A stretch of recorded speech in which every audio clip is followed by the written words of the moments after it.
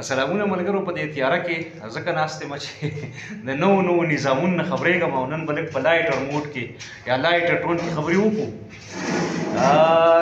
بریټني سپیر یو امریکن ګلوکاره ده او مخکې 2 یا 3 ودونه کړي وو. اولنی واده یې صرف 100 ګنټې و، 55 ګنټې او ناکام شوی و.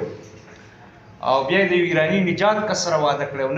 نن خبر شوم چې خپل ځان سره نه صرف واده کړی دی، سولوګیمي چې ورته وایي یا اټوګیمي، دا یو تصور دی. ډېر خلک اوس د ځان سره ودونه کوي. د دې 2 کاله عمر دی. انټرسټینګ دا ده چې باقاعده پوسټ هم کړی ځان ته د مبارکۍ. اوس په هنیمون باندې چېرته نیوزیلینډ ته یا سکاټلینډ ته یا سویزرلینډ ته یا کوم هیواد ته یا فرانس ته، بهرحال هر چېرته چې ځي هغه خپل کار دی.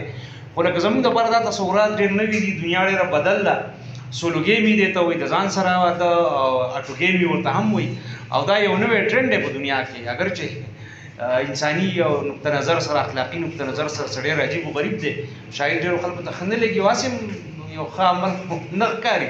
او په لایټر ټون کې دا چې لکه 3 کړي وو، نو زه هم دغه لکه ما به انکار نه وی کړی. که ما باندې څه جرګه مرکه کړي وي نو زه خو چاته انکار به ظاهره ده.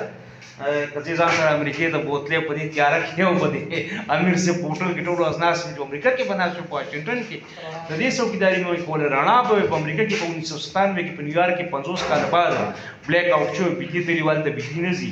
او دلته باد و باران چې څنګه په اسمان کې یو پړق کېږي نو واپړه والا بجلي بوځي. نو بریټني سپیر بهرحال وایي چې زه خو صحیح پرونسیشن هم نشم کولی. که تاسو ته صحیح معلوم وي، ځکه سندرې مندرې زه نه اورم، چې عجز غوندې انسان یم.